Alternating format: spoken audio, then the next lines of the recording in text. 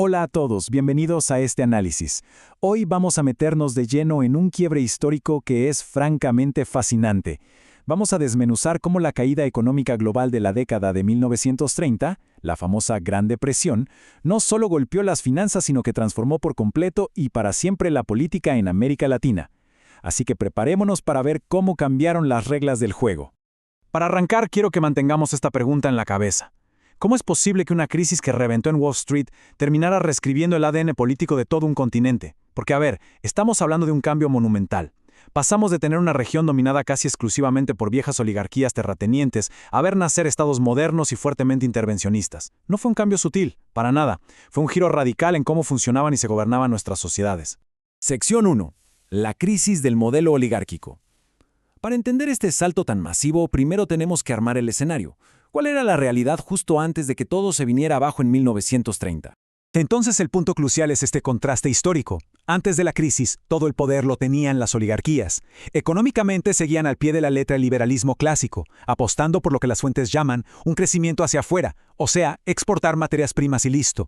Pero claro, cuando el mercado internacional colapsa, ese modelo se vuelve insostenible, literalmente de la noche a la mañana. ¿Y cuál fue la respuesta? Un giro de 180 grados. El Estado tuvo que volverse intervencionista, mirar hacia adentro promoviendo la sustitución de importaciones y empezar a tejer, casi de urgencia, una red de protección social. Sección 2. El nuevo rol del Estado. Y esto nos conecta con el siguiente gran paso. Cuando el mundo se desmoronaba, los gobiernos locales no podían simplemente cruzarse de brazos. Literalmente el Estado tuvo que salir al rescate. Vemos un aumento drástico, pero en serio drástico, de la intervención estatal. Empezaron a proteger la producción local y, algo clave, se pusieron a fomentar activamente el empleo. Y esto no era solo una movida económica, era pura supervivencia para manejar una tensión social que estaba a punto de estallar por el desempleo y la pobreza. Así es como agarra fuerza el modelo de sustitución de importaciones. Básicamente, si ya no podíamos comprarlo afuera, el Estado tenía que ayudar a que lo fabricáramos en casa. Sección 3. El surgimiento de líderes populistas. Como se imaginarán, todo este caos tuvo un costo humano inmenso. La agitación política y los movimientos obreros estaban al rojo vivo, y esto creó un enorme vacío de poder. Y ese vacío lo llenaron figuras completamente nuevas. Estos líderes no encajaban para nada en los moldes tradicionales. De hecho, esquivaban bastante las etiquetas de derecha o izquierda. Lo que hacían era apuntar su mensaje directo a las masas urbanas, prometiendo reformas laborales reales y seguridad social. Le empezaron a hablar a un montón de grupos que la vieja política sencillamente había ignorado por décadas. Pasemos a ver cómo esto se construye en la región. Porque, ojo, no fue un evento aislado, fue una ola continental. En los años 30 tenemos a Getúlio Vargas en Brasil y a Lázaro Cárdenas en México. Un poco después, en los 40, aparece Juan Domingo Perón en Argentina. Todos ellos terminaron siendo los rostros definitivos de esta nueva forma de gobernar. Para mirar esto con lupa y de forma súper objetiva, los investigadores Almonte y Crespo nos dejan tres rasgos clarísimos de estos regímenes. Primero, el Estado se vuelve el gran distribuidor de riqueza y mediador social. Segundo, los conflictos se apagaban usando un fuerte nacionalismo o a veces directamente con represión. Y tercero, y esto es fundamental, una concentración inmensa de poder en el líder, gracias a su capacidad increíble para movilizar a la gente. Sección 4. El culto al líder carismático. Esa concentración de poder nos lleva a una de las partes más fascinantes y complejas, el vínculo emocional, casi devocional, entre el público y estas figuras. Escuchen atentamente esta frase documentada de Juan Domingo Perón. Quiero, como simple ciudadano, mezclarme en esta masa sudorosa, estrecharla profundamente con mi corazón. Ahora, lo que es realmente interesante de esta diapositiva es lo visceral de las palabras. Nada de discursos desde un pedestal frío y distante. Es un lenguaje físico, emocional, que buscaba mostrar al líder no como un jefe, sino como uno más de ellos. Y esto ilustra brillantemente cómo se construía esa imagen. Fíjense en este otro discurso. Un presidente que aconseja, más que presidente es un amigo. El mensaje es potentísimo. Pasa de ser una figura de autoridad a ser un compañero indispensable.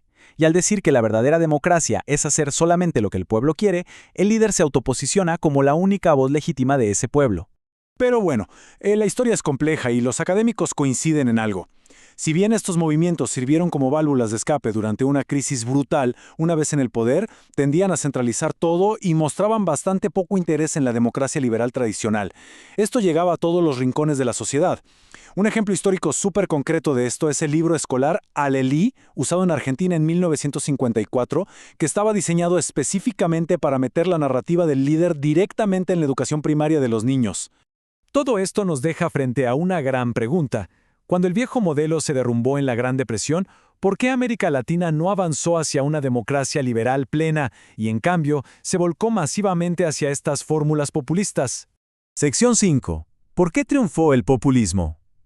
Llegamos a la parte final de nuestro análisis, donde vamos a ver exactamente qué dicen los expertos sobre por qué la historia tomó este camino. Aquí entra la famosa tesis del sociólogo Gino Germani. Él dice que las clases populares son mucho más propensas a apoyar movimientos de corte autoritario cuando el salto de una sociedad rural a un industrial es súper rápido y traumático. En resumen, si desarmas el tejido social de golpe con urbanización e industrialización forzadas por una crisis, dejas el terreno perfectamente preparado para líderes fuertes que prometen orden. Y para entender ese trauma, hay que entender quiénes eran las masas. Los investigadores Giletta y Alberto lo definen clarísimo. No eran solo un montón de gente, eran grupos sociales históricamente excluidos de la política real. Estamos hablando de la clase media naciente, de obreros y de campesinos que, bajo el modelo oligárquico, simplemente no tenían voz ni voto. Así que, sumando todo, los académicos nos presentan esta especie de tormenta perfecta. Paso 1. Hay una doble crisis. Fracasa la oligarquía, pero también pierde prestigio la idea de la democracia liberal. Paso 2. Todo esto pasa en economías muy vulnerables y dependientes. Y paso 3. Hay una explosión urbana brutal donde estas masas excluidas irrumpen exigiendo su lugar. El populismo fue, básicamente, la respuesta histórica a esa combinación explosiva. Lo que nos deja con esta reflexión final.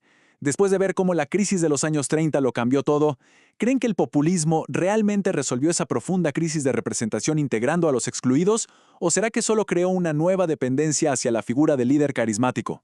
Es una pregunta provocadora, seguro sin una respuesta fácil, pero absolutamente esencial para entender nuestra región hoy.